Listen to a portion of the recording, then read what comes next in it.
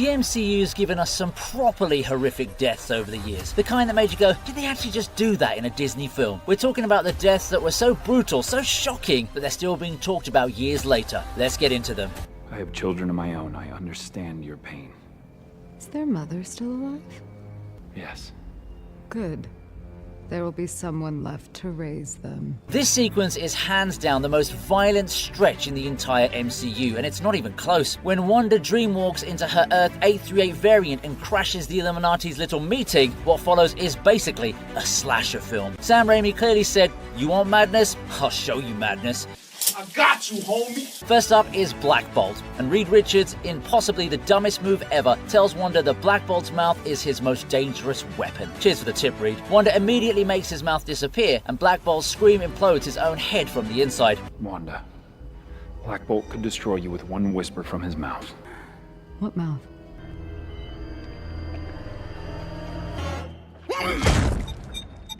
Then she turns Reed into spaghetti, literally stretching him until he shreds apart. Captain Carter gets sliced in half by her own shield, Captain Marvel gets crushed under a statue like she's nothing, and Professor X thinks he can save Wanda by entering her mind, only for her to snap his neck while he's trapped in there.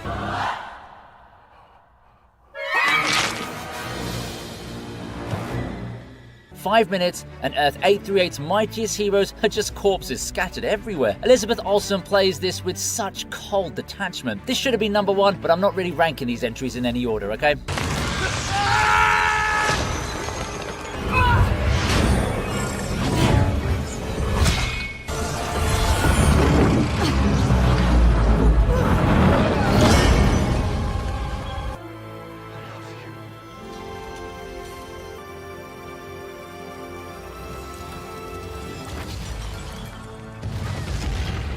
Vision's double death is one of the cruelest things the Russos ever put on screen. Throughout the film, Vision's been insisting Wanda destroy the Mind Stone in his head to stop Thanos. When Thanos arrives in Wakanda, they're out of time at this point. Vision begs Wanda to do it, telling her, "You could never hurt me," which is heartbreaking because she's literally about to kill him. You can't stop him, Wanda, but we can.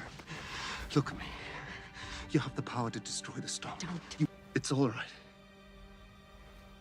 You could never hurt me.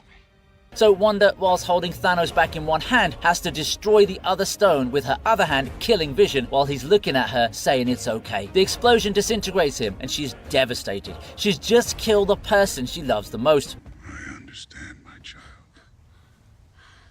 better than anyone. You could never. But then, Thanos reverses time with the Time Stone, bringing Vision back, and Wanda watches her sacrifice mean absolutely nothing. Oh my God. Thanos grabs Vision's head and rips the Mind Stone straight out of his forehead. Vision's body turns grey and lifeless. So, Vision dies twice in 2 minutes. Wanda caused the first death, and she was powerless to stop the second. No wonder she completely lost it in WandaVision.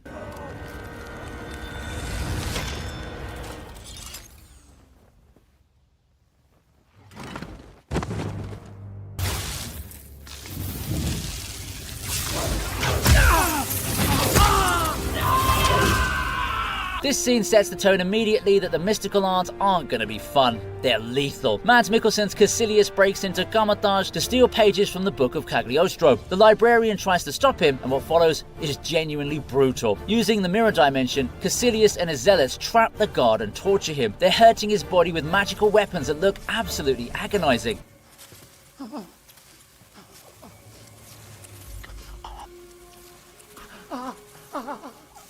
I mean, the poor bloke is screaming while they interrogate him. Then, after they get what they want, Caecilius just casually decapitates him with a magical blade. The head drops. This established that Doctor Strange wasn't your typical MCU. The way Caecilius and his zealots move is unsettling, heads tilting at weird angles like they're not quite human anymore. It's a disturbing scene that often gets forgotten.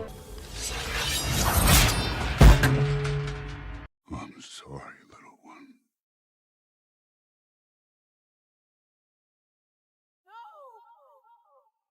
What makes Gamora's death brutal isn't the physical act, it's the emotional horror of the situation. On Vormir, Red Skull explains you must sacrifice someone you love. Gamora starts laughing because she thinks Thanos loves nothing and therefore can't get the stone. Then she sees a tear running down his face and realizes with absolute horror that he genuinely loves her in his twisted way. You asked it for a prize, and it told you no. And do you want to know why? Because you love nothing. cares? They're not for him. This is the daughter he kidnapped and raised as a weapon, but in his warped mind, he does love her. Zoe Saldana's performance is incredible. You see the exact moment she understands what's about to happen. She begs him not to, pulls out a knife to kill herself, but Thanos turns it to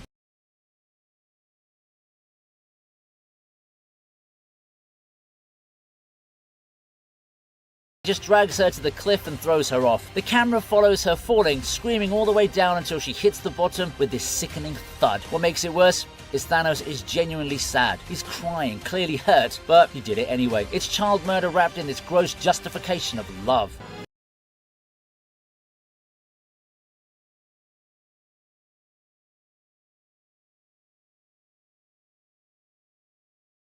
What if you can afford me out there, though, right? With everything I know. I can't afford that.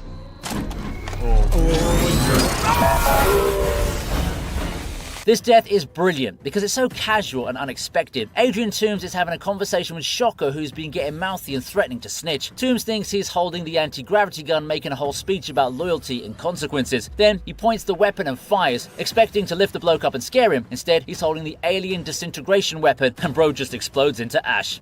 I thought this was the anti-gravity gun. What? No, that's that one. Everyone's frozen, staring at the pile of ash that used to be a dude. Michael Keaton's face is perfect. Toomes is genuinely shocked because he didn't mean to kill him, just rough him up a little. Then he just calmly hands the real anti-gravity gun to someone else, promotes him to Shocker on the spot, and then just moves on. It's darkly comedic but also brutal because it shows how dangerous this alien tech is. One wrong weapon, 1 second, and you're just gone. Here. Now you're the Shocker. Go out there and find that weapon he lost.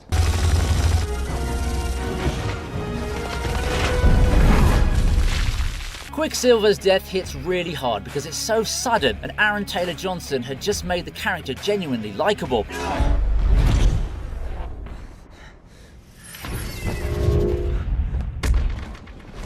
During the Battle of Sokovia, Hawkeye is protecting a kid whilst Ultron's flying around shooting at everything. Hawkeye sees Ultron about to fire at him and the kid, and he knows he's not fast enough to escape. He just braces himself, accepting he's about to die. Then Pietro shows up at super speed, says you didn't see that coming, and uses his body to shield them from the bullets.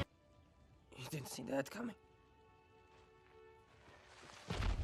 The guns riddle Pietro with bullets, and he drops. 1 second he's smiling and being his cocky self, the next he's got dozens of bullet holes in his chest and he's clearly dying. Hawkeye's reaction is devastating because this kid just sacrificed himself to save his life. Then Wanda feels her twin brother die from across the battlefield and just screams, releasing this shockwave that destroys every Ultron bot around her.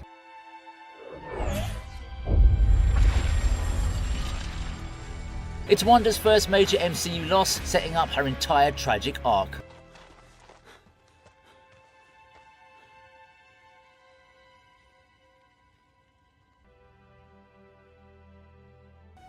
Perhaps I treated you too harshly.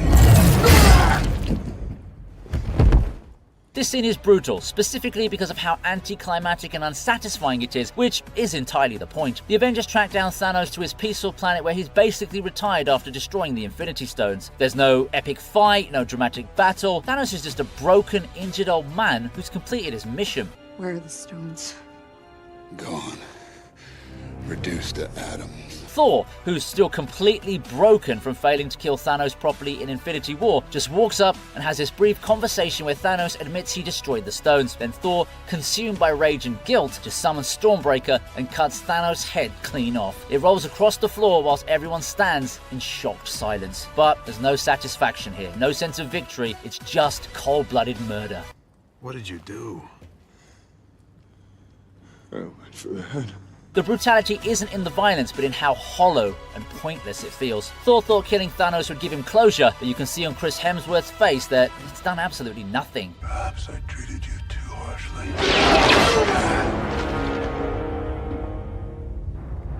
That is destiny fulfilled.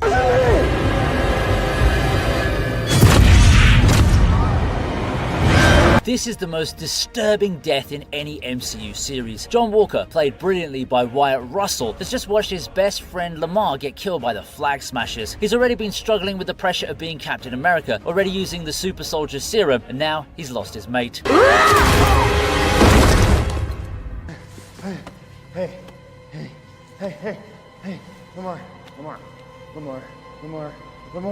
Walker chases down one of the flag smashers, a bloke who's begging for his life, saying he didn't kill Lamar, just trying to surrender. But Walker, he's beyond reason at this point. He's got Captain America's shield, the ultimate symbol of hope and justice, and he just starts beating this man to death with it in the middle of a crowded public square in broad daylight. The scene is deliberately uncomfortable. We see blood splattering on the shield, Walker's face twisted in rage, and this terrified bloke being murdered. The crowd is filming on phones, watching Captain America commit murder.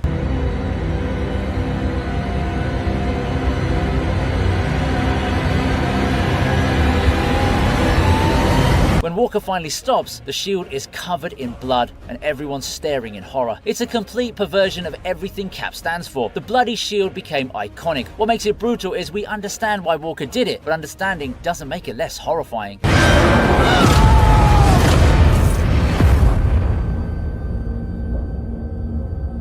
Darren, I don't think you understand. This death shows how genuinely psychotic Darren Cross has become. Frank, one of Cross's board members, questions the morality of weaponizing the Yellow Jacket suit. Completely reasonable concern, right? Imagine what our enemies could do with this tech. We should have a longer conversation about that, Frank. I really value your opinion.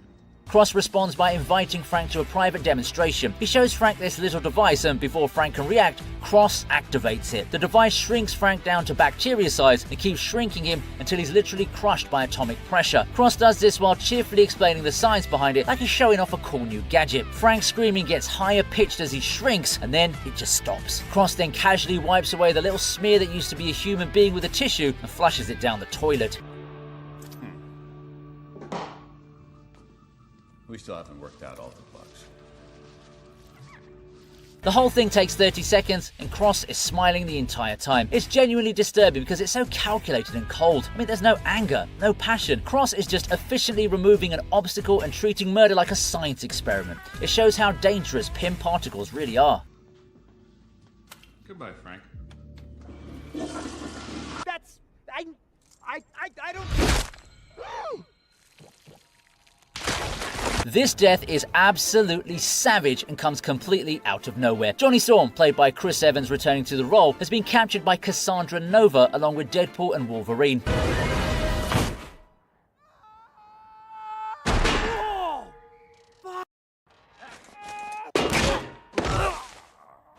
According to Deadpool's account, Johnny spent ages bad-mouthing Cassandra, talking about certain acts she'd performed. Yeah, Johnny told us you're a psychotic, megalomaniacal... His words, not mine. Hell-bent on domination and pain. When Cassandra asks Johnny if this is true, he obviously denies it, doesn't he? But Deadpool confirms that, yeah, Johnny said all of that and more. Cassandra just looks at Johnny, then uses her telepathic powers to make his skin peel off. It's horrific. You're watching Chris Evans' face come off. Emma Corrin plays Cassandra with this detached curiosity. The scene is played for dark comedy, but it is still brutal, you know? Not my favorite Chris. You stupid piece of shit.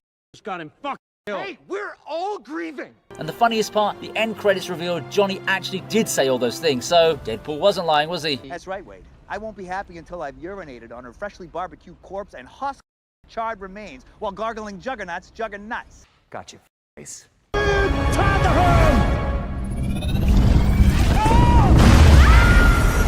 Queen Ramonda's death is devastating because of how sudden and pointless it feels. When Namor and the Talokanil attack Wakanda, they flood parts of the city, which is terrifying because Wakanda's supposed to be this impenetrable fortress. Shuri and Riri Williams are in Shuri's lab when it gets flooded. Ramonda rushes in and manages to save both of them, getting them to the surface. But in doing so, she becomes trapped under the water and drowns.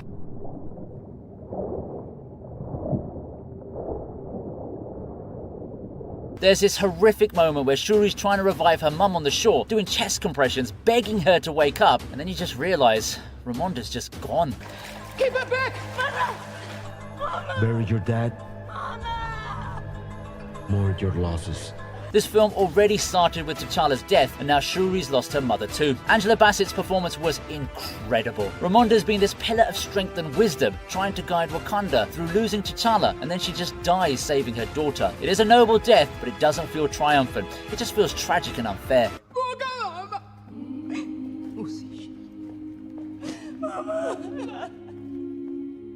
That is a terrible, terrible idea. This death is brilliant because of how sudden and unexpected it is. Steve and Natasha have just spent ages capturing Jasper Sitwell, interrogating him, getting him to reveal Hydra's entire plan with Project Insight. Sitwell's in the back of their car explaining everything about Zola's algorithm targeting threats before they become threats. Zola's algorithm evaluates people's past to predict their future. What then? Oh my God, Pierce is gonna kill me. What then? Everyone's listening to his exposition, then, mid-sentence, the Winter Soldier just appears on top of their car and yeets Sitwell straight through the windscreen onto oncoming traffic. 1 second he's talking, the next he's just gone, and you hear the crunch as he gets hit by a truck. It happens so fast that there's this moment where your brain has to catch up with what just occurred. What makes this death brilliant is how it establishes the Winter Soldier as an absolute threat. He just removed their prisoner without hesitation, mid-conversation, didn't care about getting information. It also shows that Hydra doesn't mess about. Sitwell betrayed them by talking, so he had to go, even if it meant very public murder on a busy highway.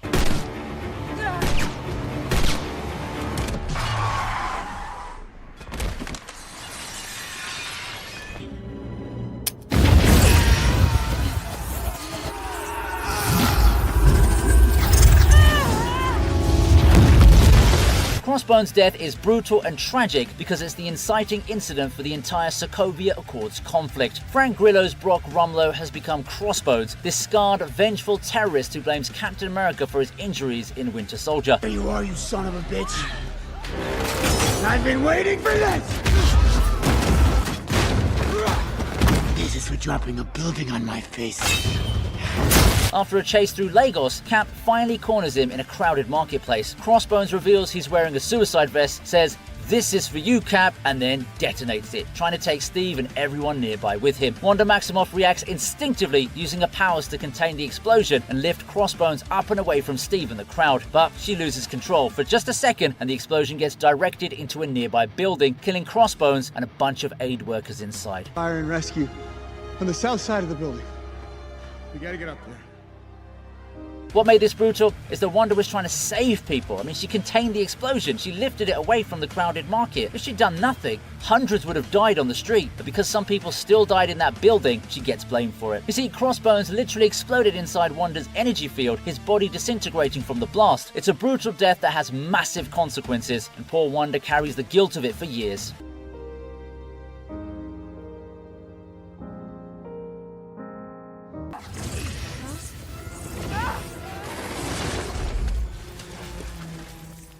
Proxima Midnight's death is proper poetic justice because she gets killed by her own war machine. During the Battle of Wakanda, Proxima is absolutely battering Black Widow and Okoye. Like, these two are some of the best fighters in the MCU, and Proxima's just tossing them around like they're nothing. She's this incredibly skilled warrior with her spear, and she's been causing chaos throughout the entire battle.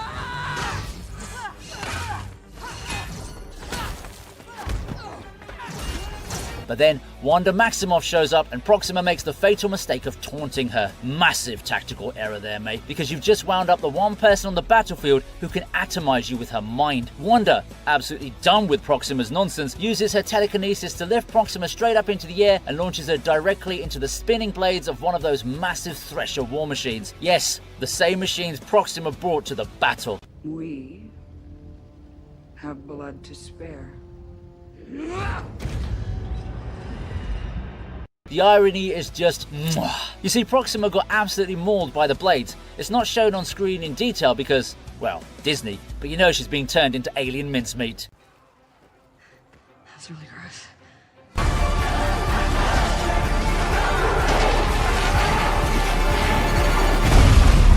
Cassandra Nova's death is absolutely mental because she basically gets erased from existence by the Time Ripper whilst Deadpool and Wolverine are holding hands in this weirdly touching moment. Throughout the film, Cassandra's been this absolutely terrifying villain. She can enter people's minds, she's Charles Xavier's evil twin sister, she's been ruling the void with an iron fist, but in the end, she dies like a chump.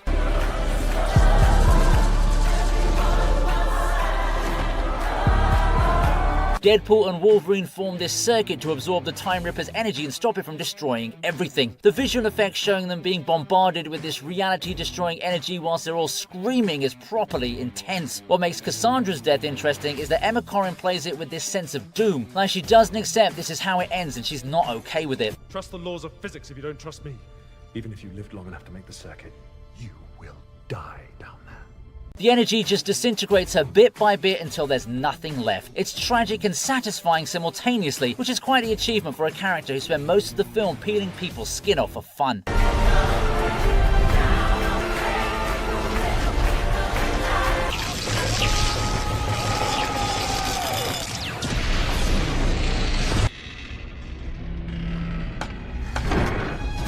Obadiah Stane's death is the very first villain death in the entire MCU, and they absolutely didn't hold back, did they? After this massive fight between Tony in the Mark III and Stane in the absolutely monstrous Ironmonger suit, Tony realizes he can't win in a straight fight. Impressive! You've upgraded your armor! I've made some upgrades of my own! Stane's suit is bigger, more powerful, and Tony's arc reactor is running on fumes. So Tony does what he does best. He outsmarts the problem. He lures Stane up on the roof, knowing that Stane's suit has the same icing problem his Mark II had. How'd you solve the icing problem? Icing problem. Might want to look into it. Once Stane's suit freezes up and crashes back down onto the roof, you'd think that's it, fight over. But no, Jeff Bridges, Stane, battered and beaten, manages to climb out of the suit and actually tries to grab Tony one last time, still ranting about how he built the company. The absolute dedication to villainy is quite impressive here, really. Then Pepper, who's been told by Tony to overload the giant arc reactor, finally does it, and this massive explosion of energy just shoots straight up through the roof.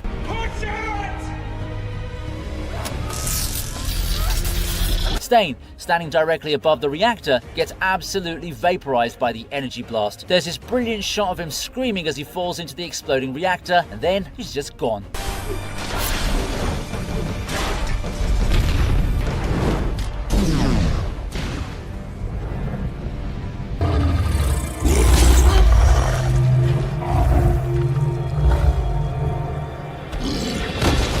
Ajax's death is absolutely heartbreaking because she's betrayed by someone she considered family. After discovering the truth about the emergence, Ajax decides she can't go through with it. She wants to save humanity rather than follow the Celestials' plan. Salma Hayek plays Ajax with such warmth throughout the film, making her this maternal figure for the Eternals. This planet and these people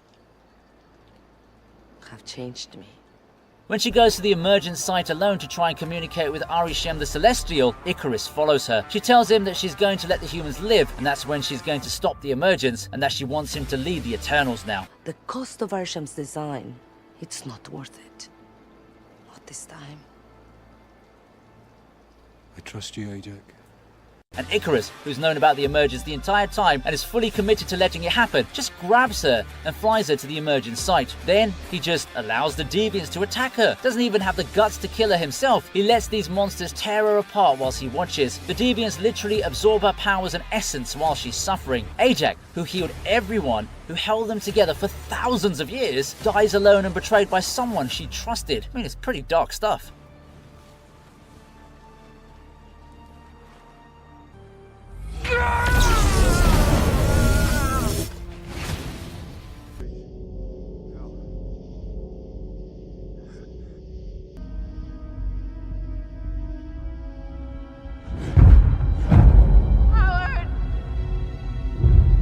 This isn't just a brutal couple of deaths, it's the moment that nearly destroys the Avengers from the inside. The scene where Tony watches footage of Bucky as the Winter Soldier murdering his parents is absolutely gut-wrenching. Howard and Maria Stark are driving on a remote road when the Winter Soldier runs them off it. The car crashes and you see Howard crawling out, injured and dazed. He looks up, sees the Winter Soldier approaching and actually recognizes him. Sergeant Barnes? Then Bucky just kills him with his metal arm, showing no mercy at all, whilst Maria is absolutely helpless. It's so brutal and personal in a way that most MCU deaths aren't. Then Bucky calmly walks to the other side of the car and chokes Maria to death to eliminate witnesses.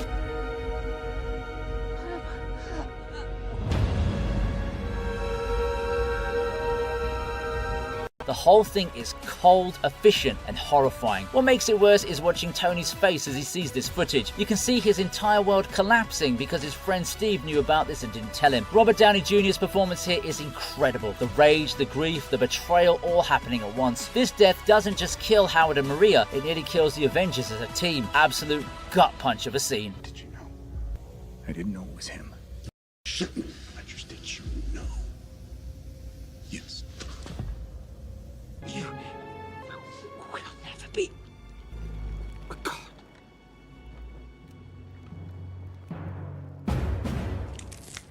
Loki's death at the start of Infinity War is devastating because after all the Thor films and his character development, he finally does something genuinely heroic and immediately gets murdered for it. After watching Thanos beat the absolute piss out of Hulk and torture Thor,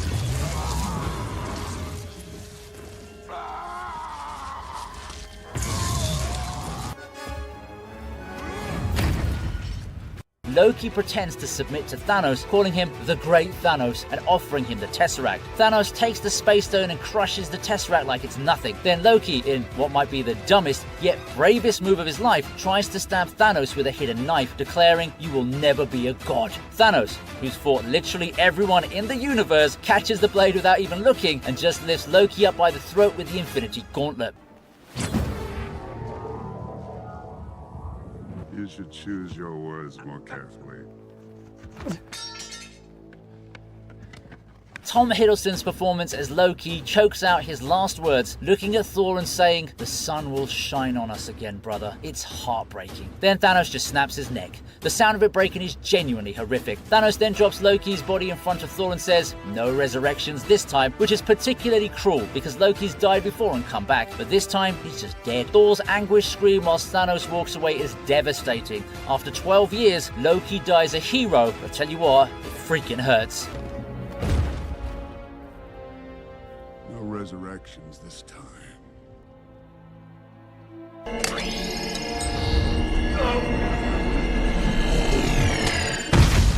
Aunt May's death is absolutely devastating, and it's the moment Peter Parker truly loses his innocence in the MCU. After Green Goblin takes control of Norman Osborn's body and goes absolutely mental, he throws one of his pumpkin bombs during the battle at Feast. The explosion causes absolute chaos, and when Peter finds May in the rubble, she's been fatally injured. May, I'm here. Marissa Tomei and Tom Holland's performances here are incredible. You can see May realizing she's dying whilst trying to keep Peter calm. She tells him, "With great power, there must also come great responsibility," which is the first time anyone said this iconic line to MCU Peter. She's literally using her last breaths to teach him this lesson. You have power, and with great power, there must also come great responsibility. Tom Holland's face as he watches May die in his arms is absolutely heartbreaking. He's desperately trying to stay positive, telling her the paramedics are coming, that she's going to be fine, while clearly she's fading. When she finally dies, Peter just sits there holding her body completely broken. What are you doing, May? Please, will you just wake up and talk to me, please?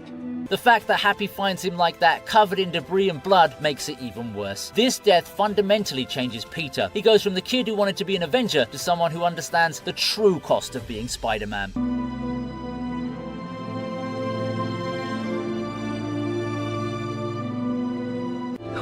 I'm sorry. I'm so sorry. I'm so sorry.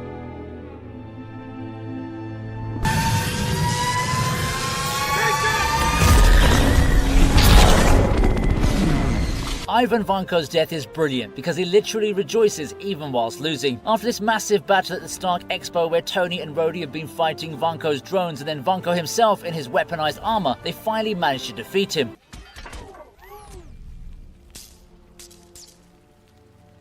Both Tony and Rhodey blast Vanko simultaneously with their repulsors, completely destroying his armor and leaving him defeated on the ground. You'd think that's it, villain's done, but then Mickey Rourke's Vanko, lying there with his armor sparking and broken, just starts laughing. Not evil cackling, genuinely amused laughing. He looks at Tony and says, "You lose," which is confusing because he's the one lying on the ground defeated. Then his arc reactor starts beeping, and Tony realizes with absolute horror that Vanko's rigged all the drones in his own suit to explode.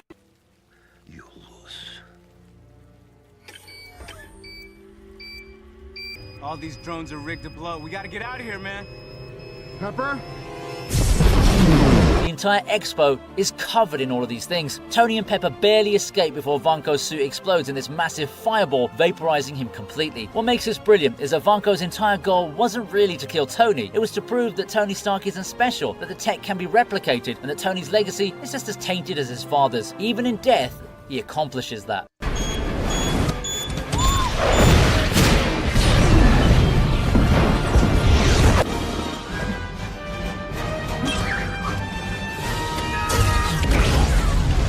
Killian's death is absolutely brilliant because after spending the entire film being this smug villain who thinks he's untouchable, he gets absolutely destroyed by Pepper Potts of all people. You can see he genuinely didn't see it coming. Guy Pearce's Aldrich Killian has been proper insufferable throughout the whole film, injecting himself with extremists, breathing fire, regenerating from injuries, generally being a smug git about how he's the Mandarin and how he's going to kill Tony and take Pepper.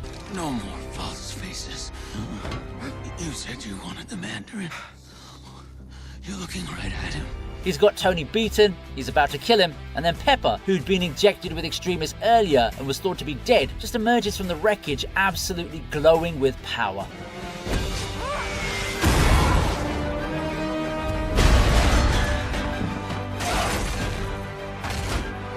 The look on Killian's face is priceless. He's genuinely shocked that she's alive and stable with extremists. Pepper, who spent 3 films being the sensible one whilst Tony does dangerous stuff, just goes absolutely mental on Killian. Then, in the most satisfying moment in the film, she grabs one of Tony's repulsor gauntlets and blasts Killian point blank in the chest. He literally explodes from the inside out, going up in flames like a firework. Tony's just standing there watching his girlfriend absolutely demolish the villain, and his only response is, "That was really violent." Brilliant stuff. You just scared the devil out of me. I thought you were... I was dead. Why? Because I fell 200 feet? Who's the hot mess now? Still debatable? Your powers are inconsequential compared to mine.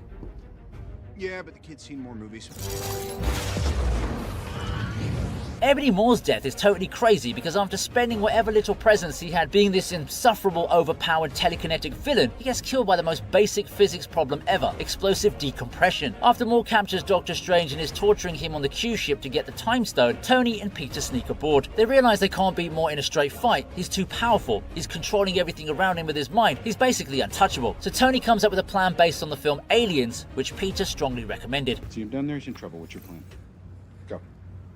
Okay. Did you ever see this really old movie, Aliens?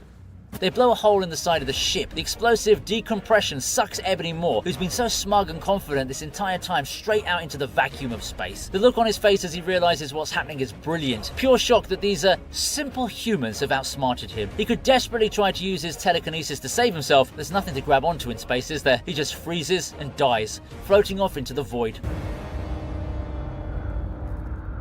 Tom Vaughan Lawler's motion capture performance makes Moore's final moments genuinely unsettling. You see the exact moment the arrogance leaves his eyes. Sometimes the simplest solution is just yeeting the villain into space. And I want you to thank me now. Go ahead, I'm listening. For what? Nearly blasting me into space? Who just saved your magical ass? Me. See you in hell, monster.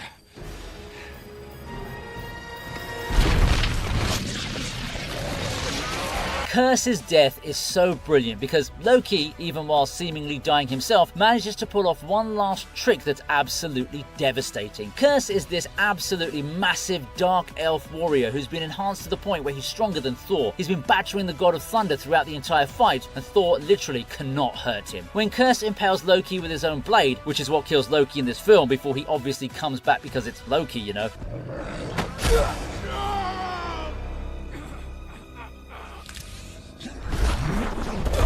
You think that's it, Loki's done. But Loki, with literally his dying breath, looks at Curse and says, "See you in hell, monster," then activates a black hole grenade which he manages to attach to Curse. The grenade activates and Curse is just sucked into this collapsing singularity, being crushed and torn apart by gravitational forces. It's genuinely horrific. You see Curse desperately trying to fight the grenade whilst being pulled into oblivion, and there's nothing he can do.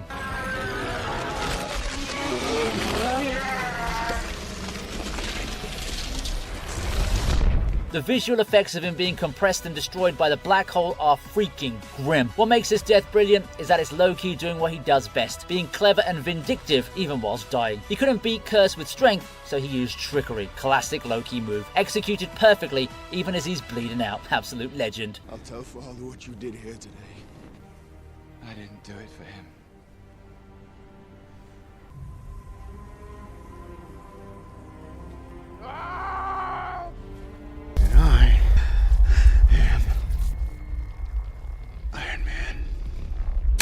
Tony Stark's death is the most emotionally devastating moment in the entire MCU. And I'll tell you what, it's not even close, okay? After everything, after 11 years of films, after building the Avengers, after all the fights and sacrifices, it comes down to Tony making the ultimate choice. When Thanos gets his hands on the Infinity Gauntlet during the final battle, you genuinely think it's over. He's about to snap again. I am inevitable. But then Tony, who's been grappling with him, reveals he's nicked the stones using his nanotech. The look on Tony's face when he realizes what he has to do is heartbreaking. Doctor Strange holds up one finger, reminding Tony this is the one timeline where they win, and Tony knows what it costs.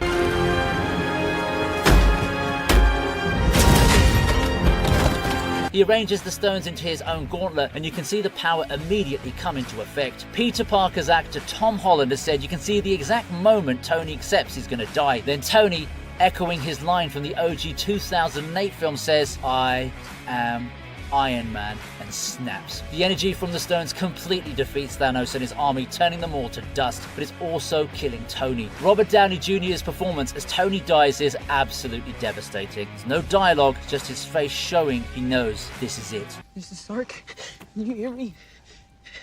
It's Peter. When Pepper tells him, "You can rest now," and he just stops fighting and dies, that's genuinely heartbreaking, that moment. This is the man who started the MCU, and he dies saving literally everyone. Absolute legend. You can rest now.